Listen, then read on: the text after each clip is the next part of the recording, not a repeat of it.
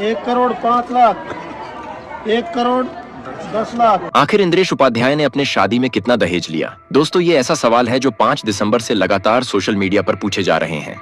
जी हाँ दोस्तों, ऐसा इसलिए क्योंकि हाल ही में इंद्रेश उपाध्याय जी शादी के बंधन में बंध गए हैं और उनके शादी के बारे में जानने के बाद हर कोई उनके दहेज के पीछे पड़े हुए है। अब सवाल ये है, क्या सच में इतना बड़ा आध्यात्मिक परिवार होने के बावजूद दहेज जैसी चीज वहां भी हुई? तो सबसे पहले मैं आप सबको बिल्कुल साफ और सीधी बात बता दूं कि सूत्रों से खबर आ रही है कि इस शादी में दहेज वाली कोई भी चीज तो फिलहाल सामने नहीं आई है, बल्कि उल्टा यही बताया जा रहा है कि इंद्रेश उपाध्याय ने अपनी तरफ से दहेज जैसा कुछ भी नहीं लिया। और जो थोड़ा बहुत लोग दहेज बोल रहे हैं वो असल में दहेज नहीं, बल्कि पंडितों को दिया गया दान है, मंदिरों के लिए दिया गया योगदान है। और क्योंकि आध्यात्मिक परिवार है और पिता भी कथावाचक थे, इसीलिए परिवार की सोच हमेशा से रही है कि लेने से ज्यादा देने में विश्वास रखो। इसलिए ये बात सामने आई कि दहेज जैसा कुछ भी नहीं लिया गया, बल्कि परिवार की तरफ से पंडितों को दक्षिणा दी गई, कुछ संस्थाओं को दान दिया गया और कुछ गरीब परिवारों की मदद भी की गई। और यही वजह है कि सोशल मीडिया पर चल रही चर्चाएं ज्यादातर अफवाह ही हैं, क्योंकि ये परिवार दहेज लेने वाला परिवार नहीं, बल्कि आध्यात्मिक रूप से दान देने वाला परिवार है। अब दोस्तों, यहाँ से शादी असली रंग पकड़ती है, क्योंकि शादी तो कल यानी 5 दिसंबर को ही हो चुकी है और इस शादी को लेकर जितनी बातें सामने आ रही हैं वो बहुत ही दिलचस्प और रोमांचक हैं। और लोग जानना चाहते हैं कि आखिर इतना भव्य शादी समारोह क्यों हो रहा है, कहाँ हो रहा है, कौन कौन आया, क्या क्या हुआ और ये इतना ट्रेंडिंग क्यों बना हुआ है। दोस्तों, इंद्रेश उपाध्याय जो कि वृंदावन के मशहूर कथावाचक हैं और जो अपने भक्तों और श्रोताओं के बीच बेहद लोकप्रिय हैं, उनकी शादी की खबर पिछले कुछ दिनों से लगातार सोशल मीडिया पर घूम रही थी। कभी किसी ने कहा कि शादी गुपचुप तरीके से होने वाली है, तो कभी कोई नई फोटो वायरल हो जाती थी, फिर कोई वीडियो लोगों को और हैरान कर देता था, कोई मीम बनाता था तो कोई उन्हें शुभकामनाएं देता नजर आता था। और कुछ लोग ऐसे भी थे जो सोच रहे थे कि शायद ये सिर्फ एक अफवाह है और असली सच्चाई कुछ और होगी। लेकिन जैसे जैसे समय बीतता गया वैसे वैसे माहौल और ज्यादा गर्म होता गया और आखिरकार अब सब कुछ साफ हो चुका है, क्योंकि शादी वास्तव में हो चुकी है और जयपुर में बहुत ही शाही तरीके से हुई है। अब दोस्तों, इस शादी की शुरुआत कहाँ से हुई और कैसे हुई, इसकी कहानी भी काफी दिलचस्प है। लोग यह जानना चाहते थे कि इंद्रेश उपाध्याय की लाइफ में आखिर वो लड़की कौन है, उनकी दुल्हन कौन है, वो भाग्यशाली जिसके साथ इंद्रेश उपाध्याय ने अपना भविष्य जोड़ लिया। लेकिन उस सवाल को हम आगे देखेंगे। उससे पहले आपको बता दें कि शादी की चर्चा इतनी इसीलिए भी बढ़ रही थी क्योंकि इस शादी में जो भव्यता थी वो सामान्य शादी की भव्यता नहीं थी, बल्कि ऐसी भव्यता थी जिसे देखकर लोग दंग रह गए। वृंदावन से बारात निकली और लोगों की भीड़ इतनी बढ़ गई कि सड़कें रुक गई थीं। बारात के आगे बैंड बाजा था, पीछे घोड़े चल रहे थे, कुछ दूरी पर हाथी सजाए गए थे और हर तरफ सिर्फ उत्साह ही उत्साह दिखाई दे रहा था। इमारतों की बालकनी से लोग झुककर बारात देख रहे थे। बच्चे, बुजुर्ग, महिलाएं सभी इस नजारे को अपने फोन में कैद कर रहे थे और सोशल मीडिया पर लगातार वीडियो अपलोड कर रहे थे। हर वीडियो मिनटों में वायरल हो रहा था और लोग देखते ही देखते पूछने लगे कि ये किसी कथावाचक की शादी है या सच में किसी राजा महाराजा की शाही बारात निकल रही है। और इसी भव्यता की वजह से कुछ लोग अंदाजा लगाने लगे कि इतनी बड़ी शादी हो रही है तो जरूर दहेज भी खूब लिया गया होगा और यहीं से दहेज वाला विवाद शुरू हुआ था।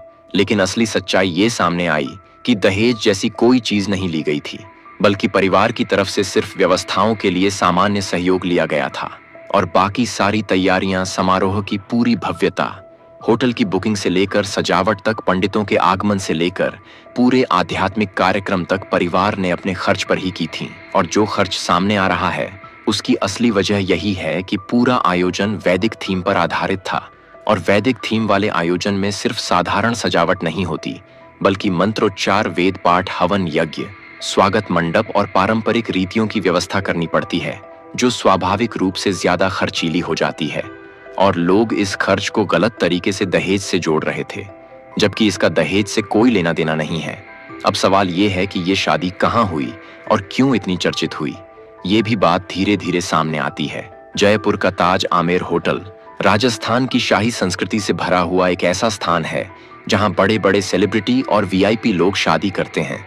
और जब ये खबर फैलनी शुरू हुई कि इंद्रेश उपाध्याय की शादी भी वहीं होने वाली है, तो लोग यह सोचकर ही उत्साहित हो गए कि इस बार कुछ बेहद खास देखने को मिलेगा। और हुआ भी यही। पूरे होटल को इस तरह सजाया गया जैसे कोई आध्यात्मिक महोत्सव चल रहा हो।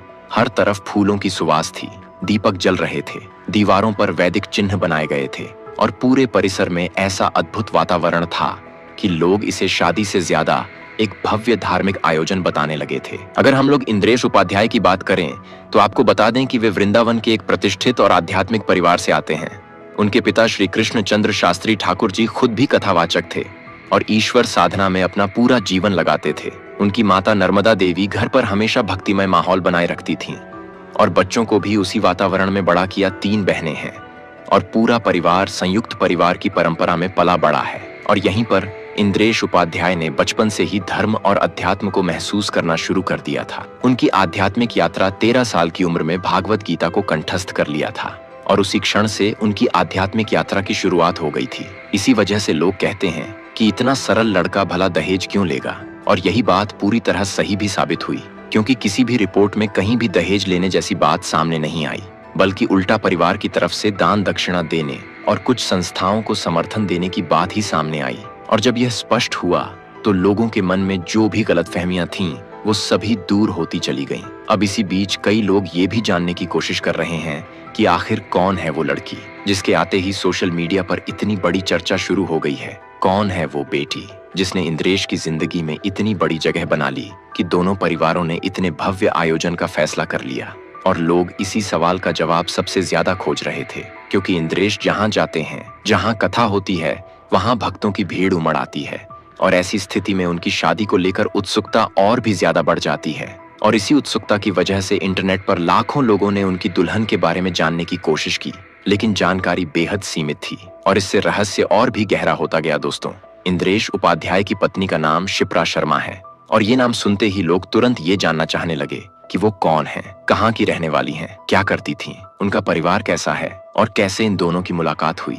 क्योंकि वायरल वीडियो और फोटो देखने के बाद हर कोई यही बोल रहा है कि इनकी जोड़ी तो पूरी तरह से एकदम आध्यात्मिक और बेहद शानदार लग रही है। और